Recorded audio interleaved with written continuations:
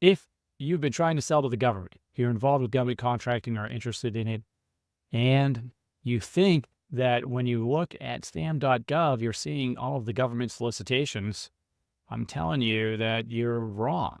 In fact, a lot of solicitations never come out on SAM.gov. They go directly to prime contractors that hold government-wide acquisitions contracts like GSA.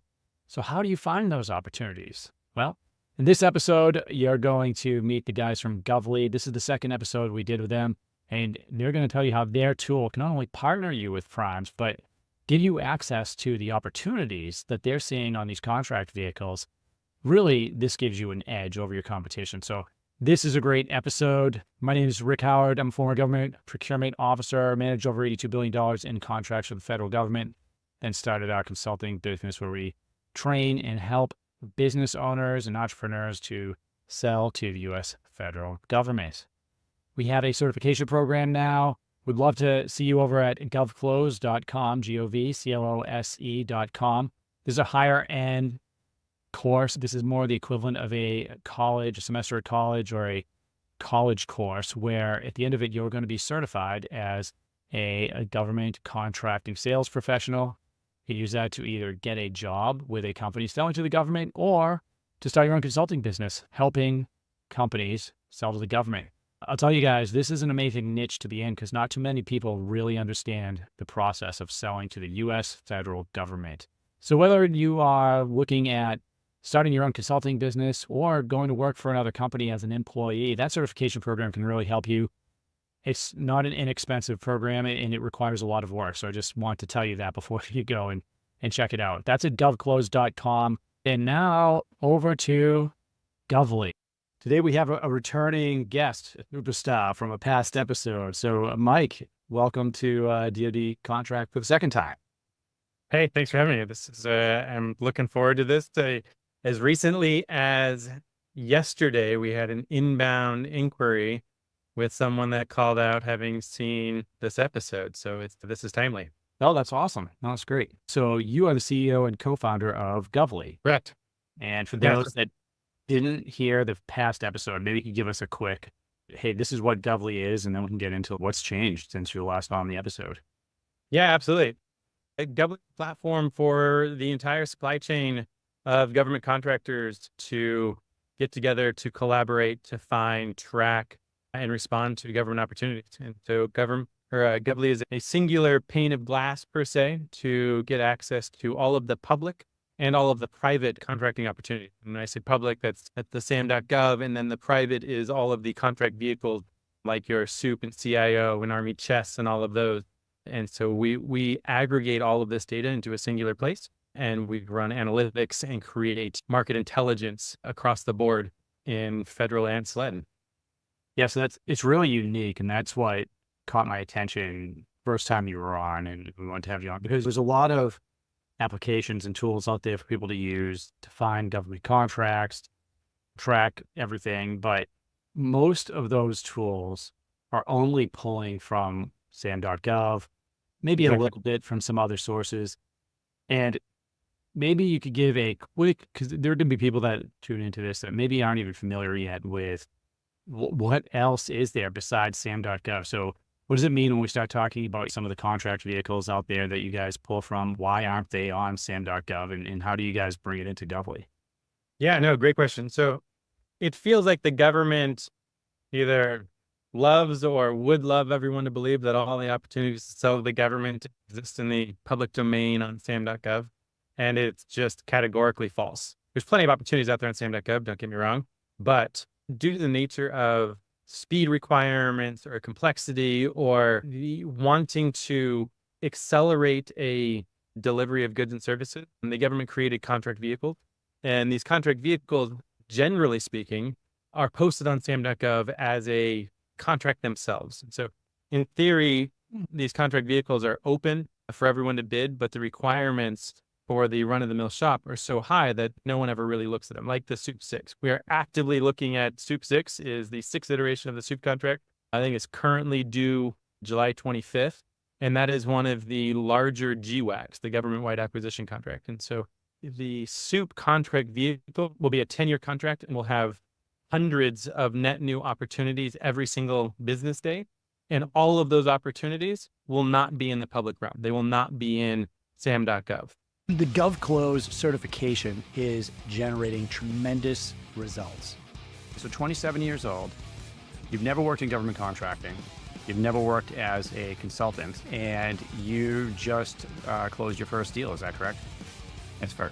And I've got a couple small projects on the side as well. So definitely probably my best investment I've made all year. It would be my second post on how a cold call landed a 9-figure government contract. My name's Gavin Tice. So my name is Ethan Mart. When I was able to enroll into the GovClose program, it just exceeded all my expectations and really has provided a lot of valuable learnings and insights that I would not have found on my own.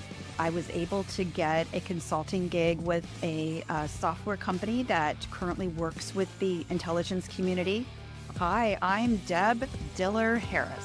If you want to learn how to sell to the government, if you want to learn how to start your own consulting business, if you want to learn the skills that you need to go land a 6-figure plus account executive job with big companies selling to the government, the certification program is for you. Head on over to govclose.com, check out our certification program, talk to the team.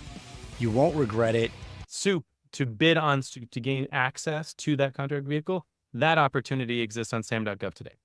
Will any of those opportunities that fall under SOUP show up on SAM.gov, or do they only go to the members? They only go to the members. Yeah, you're right. It's the government can say everything's public, everyone can bid on it, because they'll say, hey, you had the chance to get on SOUP. So let me just restate what you just said for anyone watching. So NASA SOUP, which mainly technical requirements, right? You're not going to, unless I missed something, it's probably not going to be for like construction and things like that, right? But it's more probably like cybersecurity, IT, like some other advanced tech requirements on there. But they know that they are going to have to put companies on contract quickly. And this is why I would use vehicles when I was a program manager.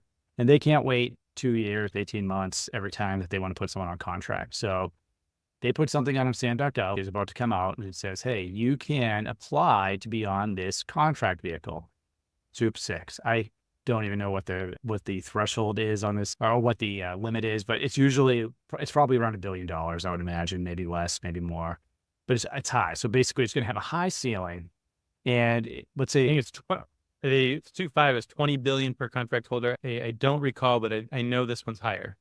Yeah, it's going to be a wicked high ceiling. And they all vary, but I guess the point is you win a spot on a vehicle like that. That doesn't mean that you're going to have a bunch of contracts with the government where you're getting paid. You might get a small stipend, I think, when you first come on board.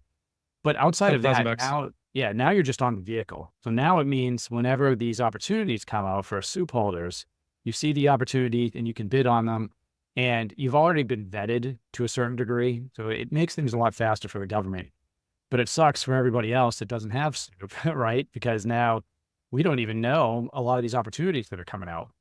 What about GSA? So GSA is a little different with a little bit more rolling admissions in, but same. The vast majority, actually, all of the GSA opportunities coming out on a GSA schedule, unless the contracting officer also posted it on SAM.gov, will not be on SAM.gov. Yeah. There are times the contracting officer would say, hey, I'm going to put this out on GSA and on SAM.gov to see maybe it's a specialized piece of equipment that there might not be a GSA holder. And so the contracting officer needs to get a response. And so they might go through 2 channels, but far and few in between. Yeah. And sometimes we'll see like a source of SALT will come out and say, the government intends to award this on GSA, NASA SOUP, ITES, whatever. Yep. So you have an opportunity, if you're a business owner there, if you're not on the vehicle, to say, hey, we recommend you don't put it on that. But by and large, and really the reason we're talking is by using Govly, you now have an opportunity to see some of those things that are coming out that you wouldn't beforehand. And so now, because I guess this can work for both companies that are on these schedules or on these contract vehicles or companies that aren't. So maybe approach like, hey, how does it help both of those individuals? Yeah, no, a great question. This is one of the main differences between us and the other players in the space, in that these SOUP opportunities they're private by nature. Someone spent the time. And what's really exciting about the SOUP 6 contract now is that there's about 140-ish SOUP primes on SOUP 5. And on SOUP 6, my crystal ball, I'm expecting between 300 and 400. They've opened it up to services a little bit more broadly, and I think the quantity of entrants is going to be quite large. And these opportunities that this new subset of prime contract holders will have access to is we can't take those and just blanketly publish them to the public. Like the public at large does not have access and shouldn't have access because they didn't go through the process. Some of these organizations are going to spend hundreds of thousands of dollars responding to this SOUP solicitation. And once you're in the club. That being said, the supply chain that supports all of the primes today on SOUP 5 and subsequent SOUP 6, those subcontractors have a bona fide need to see those opportunities. And generally what happens is a SOUP prime would take the opportunity, get it in their inbox or go through the SOUP portal and find it and forward it on to their subcontractor and say, hey, Jim, he's my Cisco point of contact, or Sally, she's my Nutanix, or fill in the blank. They share these opportunities, and that's totally allowed. And all Govly did was come in and say, you know what, let's make this way more efficient because Jim and Sally are entirely focused on their type of stuff. And maybe they're even driving these opportunities, but because they don't have access to SOUP, they have no idea when it's coming out. And so the prime has a need to share that information. The subcontractors, be it a reseller, a distribution or OEM, has a reason to receive that information and respond. And we've put them all on a platform for communication and sharing information basically instantaneously. And so now everyone gets to focus on what is meaningful to them. And so getting back to your original question, we surface these opportunities where we have a bona fide need or a bona fide relationship. And so a new services company coming on to Govly, when they first sign on, if they are not a prime contractor, they're going to get access to the SAM.gov. They're going to have all of our analytics. They're going to have all of our tools. We're going to be able to illustrate some information that is aggregated data of the private, but generally speaking, not going to see any opportunity on the private contract vehicles. That's where the networking aspect of Govly comes in. And that's where you're able to use our platform to say, you know what, I really have a good stronghold at Wright Pat Air Force Base. And so I can use Govly to find the contractors that are on Govly that have a stronghold in a Wright Pat Air Force Base using the former NetSense or 2GIT or SOUP contract vehicles.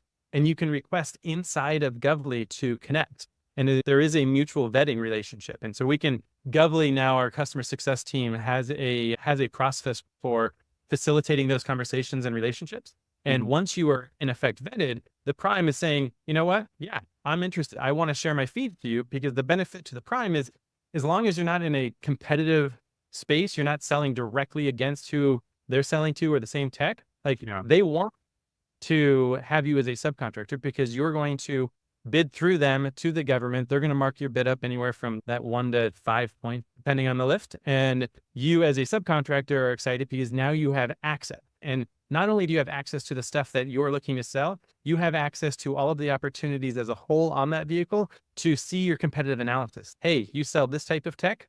Now you can see this OEM, you can now see all of the opportunities requesting your competition OEM. And you leverage that information and the analytics that we provide to say, hey, maybe I should deploy resources at this other base because it's tangential or it's somewhat related, that type of thing. Right. It's interesting because it seems like it's also a place where you mentioned the prime's going to have their own subcontractors that, hey, here's an opportunity. And of course, I think a lot of people don't even realize that just because companies are prime contractor, even the bigs, they don't have this unlimited all-knowing sales team that's aware of everything coming out. Typically, no matter what level, a company that I'm talking to, it seems like the sales team's stressed out and thin, no matter how big they are. And yeah, so they might even be struggling the prime might be struggling just to identify something that makes sense to go after. And the only subcontractors that would be getting that information would be someone they had a personal relationship with. Now Govly gives you a way to get an inside track to be a sub to some of these primes maybe you wouldn't be partners with before.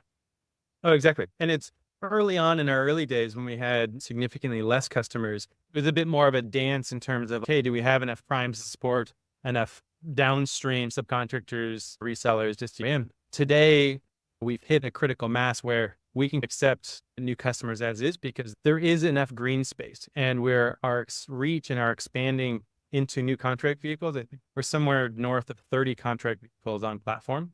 What's really exciting about that is what we've been able to do is extract, or this is our AI play, our natural language processor machine learning, that only in the most recent, I'll call it 9 months for us, have we been able to take all of this mass amount of data. We're talking millions of disparate contract opportunities from across the public space, the SAM.gov, now all of the SOUP history, all of the Army chests, all of the CIOCS, all of the GSA, and now we can actually start eliciting trend. And so that's what's really cool, because we've aggregated all of this data, and now we're able to share it with organizations on platforms saying, hey, there is a trend of this type of tech, or this type of OEM is trending down because this competitor is winning or capturing more business, that type of thing. Interesting. Could you give me like another trend? What's another insight that would be valuable that maybe we wouldn't have been able to capture before? Yeah. So there is the most recent one that we noticed. It was actually it was the hyperconverged technology. Hyperconverged technology really started trending up probably a year, 15 months ago, and has recently started taking a decline. And it's just, there's a decline in quantity of RFQs coming out for it. The renewals are not happening as often. The awards are decreasing. And so what's interesting, and what we haven't extracted yet, and to be honest, I'm sure some of our customers have, is what it's being replaced by. And so those that are selling hyperconverged technology are now either trying to figure out, you know what, we need to focus harder on our renewals, or they need to get into whatever the technology that's replacing it. Do you only have, so let's say that I'm I guess either prime or small, I'm in GovClose and I want to start looking at those trends. Am I limited to only looking at data that would apply to my NAICS codes and stuff like that, or is it all available? It's all available. It's all available based on the level of access to the contract vehicles that you have. Okay, gotcha. So if I had access to, I imagine most companies don't, but if I had all 40 or 30 contract vehicles that you guys have, then I'd be able to see, hey, what are the trends that are going across all of the vehicles? The easiest one right now is, I think last year there was, and I forget the filters we had on, but it was the unbelievably dramatic hockey stick you see for AI-related opportunities in the government. Like, it's one thing to tongue-in-cheek say the government is slow to the changing of the times and this and that, but I can tell you the quantity, hundreds of opportunities that exist in the past, call it 3 months, for AI-related software compared to crickets at this time last year is wild. That is interesting. It's not surprising either but it's, if you're not looking at trends like that, then if you're looking at SAM.gov every day, you're looking at one of the platforms, you might notice that, but that is interesting. What I was going to say is you guys could put together a hell of a newsletter, just cracking down on all these trends here to everyone. Yeah, it's funny you say that. And it's only because, like, a couple of our competitors are very long-standing organizations in industry, and they have small armies of people that are churning through data and watching C-SPAN and reading budgets. And we have leaned in on the other side of, we now have machines that are able to go out and capture the updated budget analysis from Department of Treasury or Department of Veterans Affairs, and start aggregating that and then mixing it with the opportunities of historics and current. And you're absolutely right that this newsletter, let's just say it's in the works, because the distilling of this information to a usable, meaningful snippet is forthcoming. Well, I feel like I should at least get a free subscription to that now that we're on the subject. Maybe we could offer a special deal to the listeners here to subscribe to that. And I feel we can. Well, you know what? I will get with my marketing team and we will put that together and you can blast it out. No, it'd be awesome. No, I'm looking forward to it. It's always interesting looking at, because there's so much data available, and I spend a lot of my time looking at the data and building strategies and helping businesses figure out, hey, who am I selling to? What are the trends? What's my niche? And that's another big one. And I think with something like that, especially since you have access to data, this is great for anybody looking to get an edge. You're going to have access now to data that you typically wouldn't have. And I use a lot of your competitors' things, like the big guys that have been around for a while, right? And we can say it's GovWin, right? A lot of them are, and a lot of them are good at, they're great at certain things, right? Historic analysis, historic data and whatnot. But What I don't see, and it's not just that, it's, again, I'm not going to mention all their names, but I've used a lot of different systems over the years, and I have never, with the exception of Govly, had that type of insight onto vehicles and all the different purchase orders and requests and stuff that are coming through. And I've been on the email list and maybe some companies out there will resonate with this. So I have partnered with a lot of primes over the years where I'll get an email from a prime that's on one of these vehicles and say, hey, we're looking for this. If you think your tech service, whatever, meets the requirement, you could pitch us essentially. But outside of waiting, because you're really hat in hand waiting for those emails, if you wanted to get onto a vehicle that you weren't already on, this definitely puts you more in the driver's seat. Right. What about, so it's great to partner with a prime or one or two, but do I have access to, let's say that I want to see, hey, who else is, I could see with some research, all the companies that are on a NASA group or one of the others, but would I be able to pitch? How does that work? Can you just pitch any company that's using Govly that's on that contract, or do you, because I remember talking before and it was like, yeah, go ahead. Yeah, no, the short answer is yes. The longer answer is, putting our customers trust us by creating a platform that is meaningful and not noisy, right?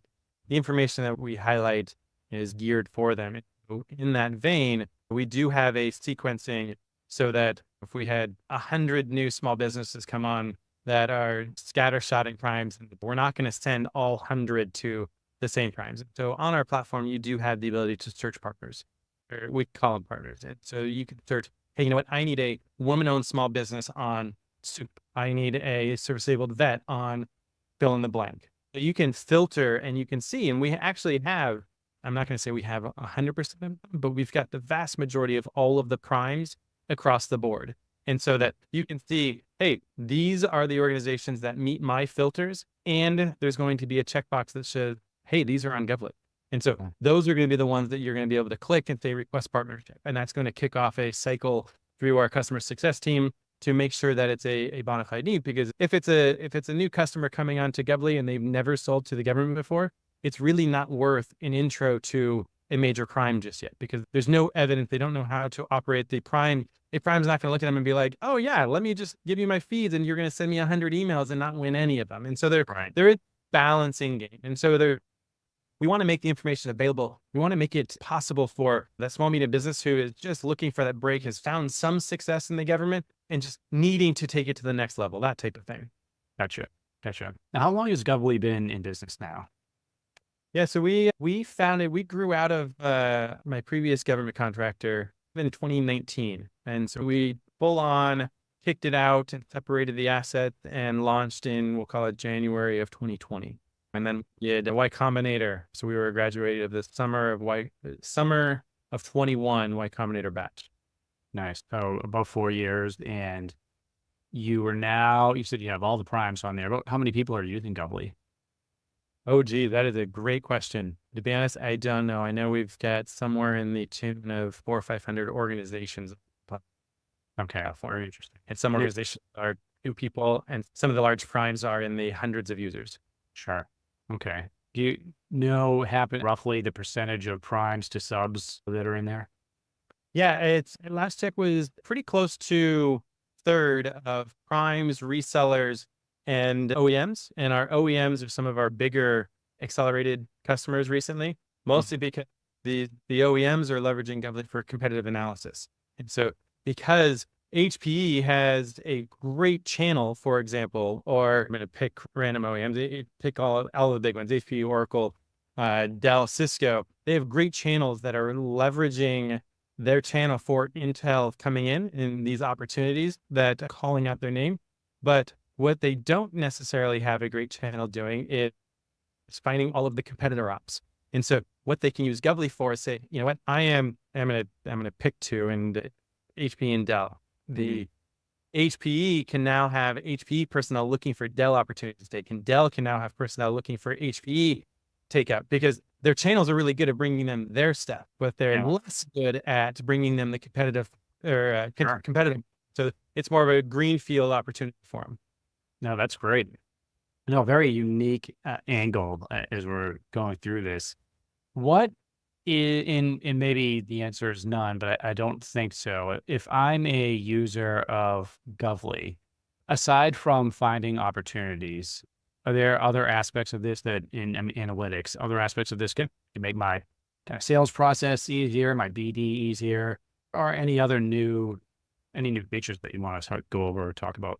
Yeah, so it's fun. Having recently watched our original podcast from about 18 months ago, and taking kind of a step back of who we are and what we do and where we're going. Where we were 18 months ago was, hey, we've got smaller number of contract vehicles, smaller quantity of opportunities. We've got all that historic. And then we wanted to get the what is available today. And what at that point in time, we were, hypothesizing, what, we should look into the future. We should be able to take some of this data and forecast opportunity in the future. We didn't have that. Also at that time, we didn't have the award data. We didn't have evidence of what actually transacted on these contract vehicles. And then lastly, we didn't have points of contact. And so what I'm happy to stand here and share with you guys today is that we executed on all of those. And that's some of the coolest stuff that we've been leaning into with our recently expanded engineering team. They lean into the AI architecture and being able to churn mass amounts of data. And so now we have way more contract vehicles. We have way more opportunities, both historically and present. We're taking that data, we're forecasting into the future.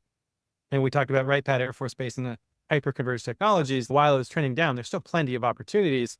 And what we can do is we can take that and say, hey, RightPath Air Force Base is buying hyperconverged at this type of cadence at these locations. Well, we take that and we say, you know what? We're forecasting that these are when the opportunities are going to come out for the renewals or the expansions, fill in the blank. They're going to come out on these contract vehicles. And now we've layered on, hey, these are the points of contact that are responsible for those procurements. And we're actually being able to point back to the USA spending and the FPDS, all of the award data. And we can actually give you a bogey on it's. I'm not going to call it a silver platter yet. It takes a little bit of digging around on the award data.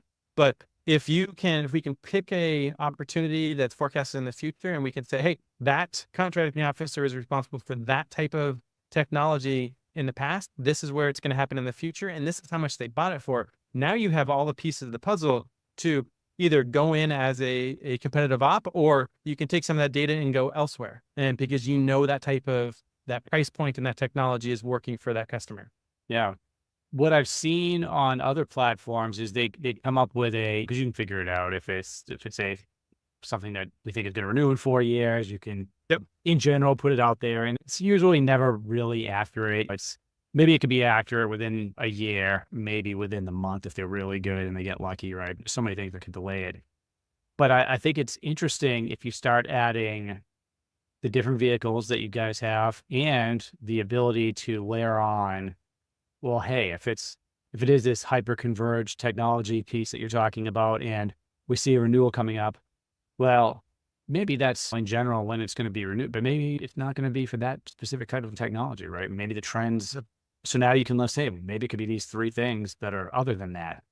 Yeah. And so two add-on points to that is pick something a little bit more tangible. VTC. So a video teleconference got deployed and here's the award data. VTCs don't have a perpetual life. They're going to expire and need new tech, new security. And so we can forecast that out into the future. So you can leverage that data. And one of the biggest reasons, and it's maybe less so for VTC, but one of the biggest reasons that the forecasting of other organizations hasn't been so trustworthy is they're only leveraging award data. Well, as award data can be entirely disconnected from solicitation data. And if you're bidding the next one, you don't care about the award data. You want to know when is the solicitation come out. And so if the solicitation came out 9 months before the award and you forecast out from the award date, that contract going to plan for the next iteration of that 9 months in advance of the award.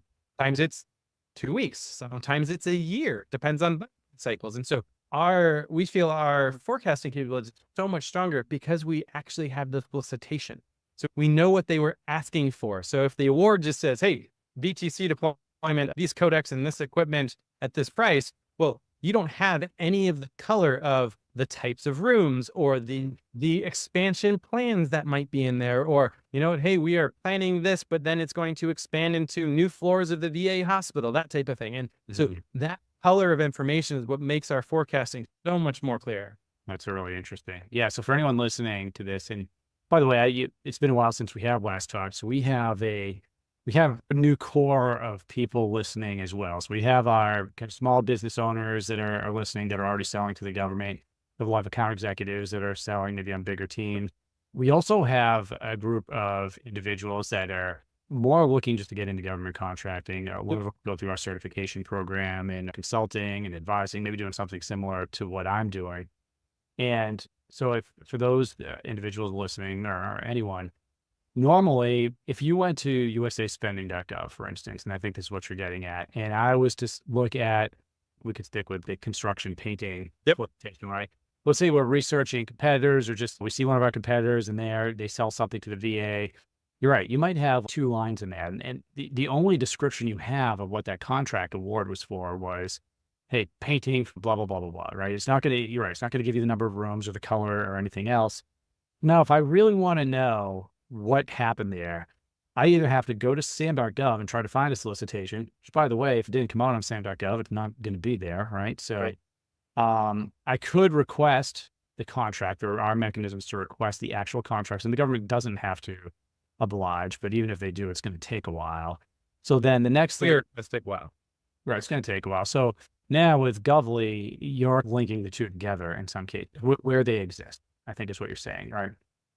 Yep, exactly. And to illustrate that point further, we actually launched our FOIA request feature. So you can actually see the solicitation, and in Form or in Govly, we can walk you through the FOIA there to get more color. If it's a large enough opportunity for you, it's probably worth this 6 months of requesting the FOIA.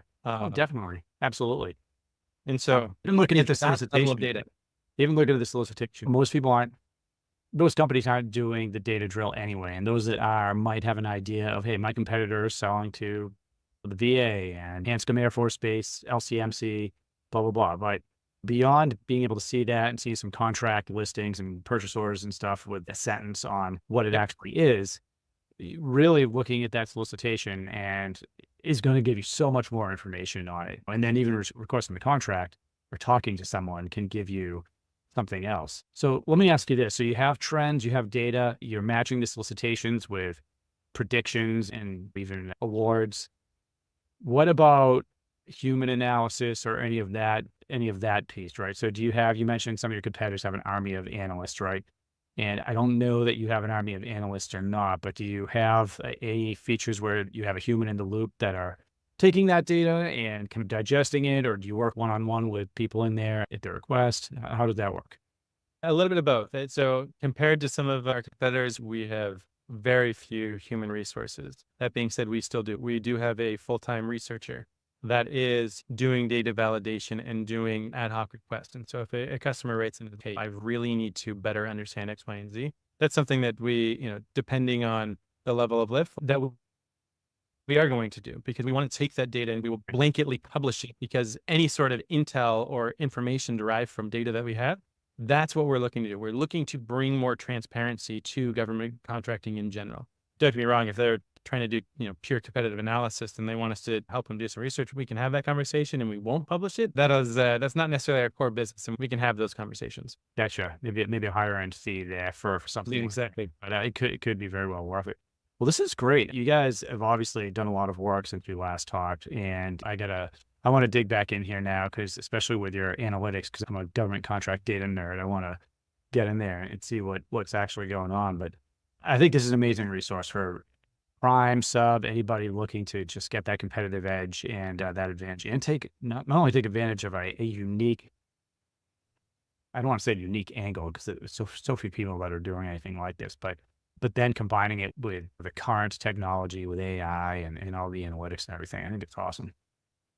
Yeah, and you mentioned we'll call it your new avenue of listeners, and those that are looking to get in. And I don't mean to dissuade anyone from in that world to trying Govly, because Govly has the ability to basically onboard you with seeing that SAM.gov and running the analysis both forward and backwards. And one of the things that we launched and we really haven't talked about is we are now mixing Fed and SLED.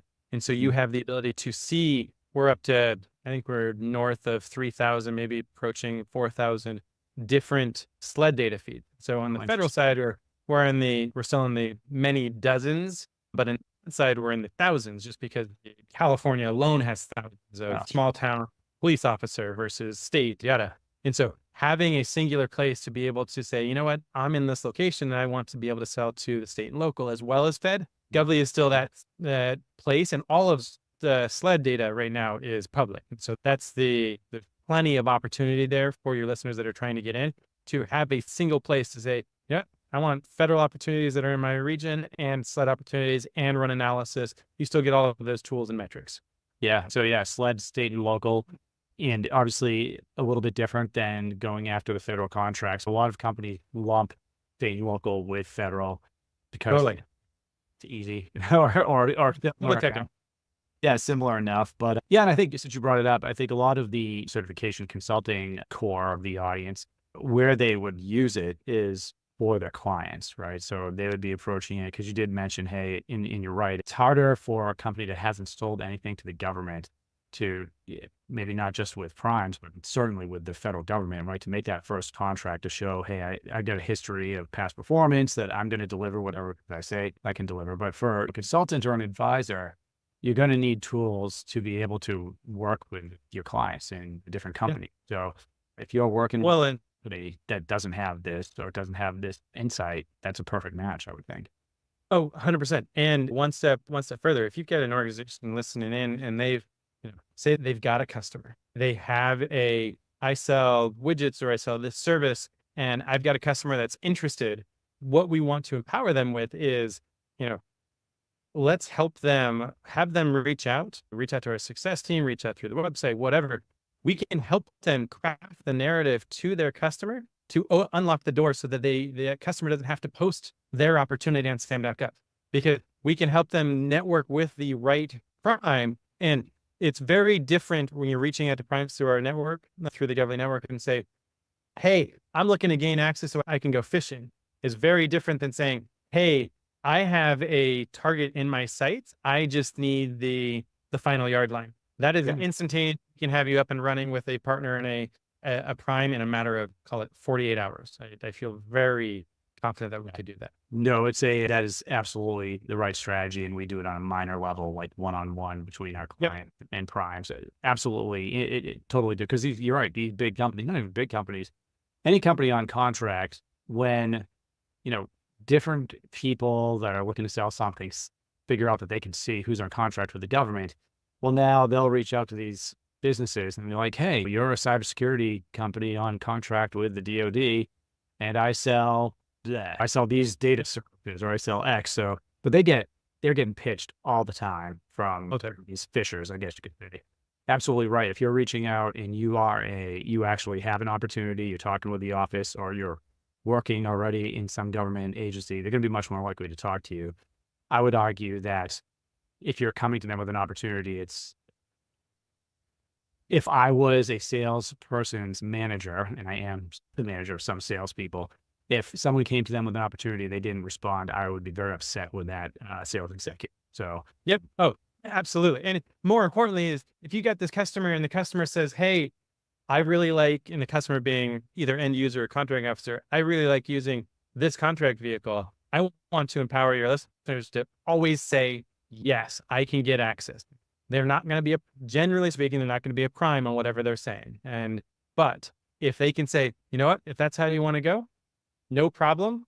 I will go get access and I'll let you know in 48 hours that I'm good to go. And let's do this. And in that time, we can spin up and make sure that partnership's in place. And more importantly, we can make sure that the partnership's in place and your listener, that vendor, is actively monitoring the opportunities on that contract vehicle so that they can see when it gets posted and they're not beholden to, hey, you know what, maybe they're going to see it, or hopefully it doesn't fall through the cracks, because that's the worst, right? You're driving an opportunity. We see it all the time. And that's one of our biggest values, even for the big guys. My favorite story was a very large OEM that's a customer of ours today.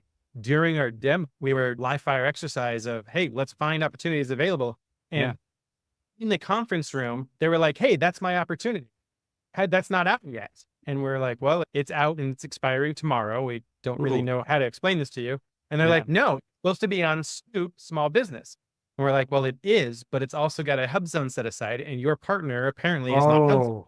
So they couldn't see it. And so they basically, from the conference room, we connected them with the HubZone Prime.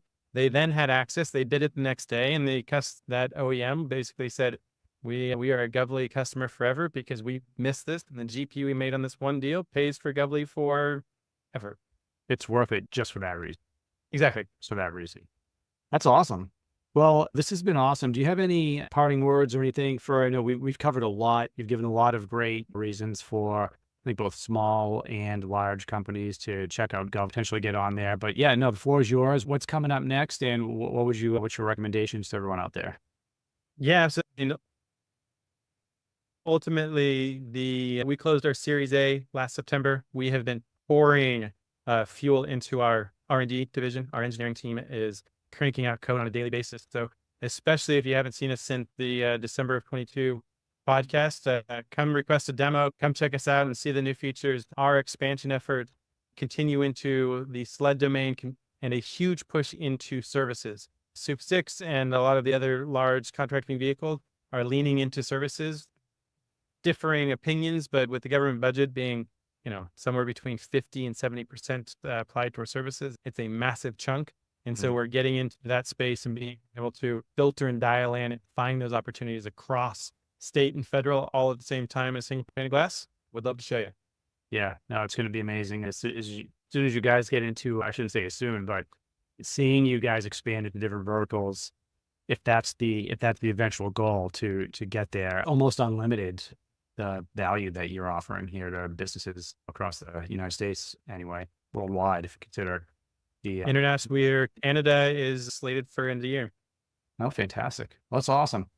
Well, Mike, thanks again for coming on. If anyone wants to reach out to you at the Govly team, what's the best way to do that? Yeah, so the easiest way is to request a demo on our website. There's just a fill form right there, govly.com, govly.com. And then there's also info@Govly if you're more preferred to send an email. All right, fantastic. All right, well, thanks again. And thanks everyone for listening this week. We will check you next time.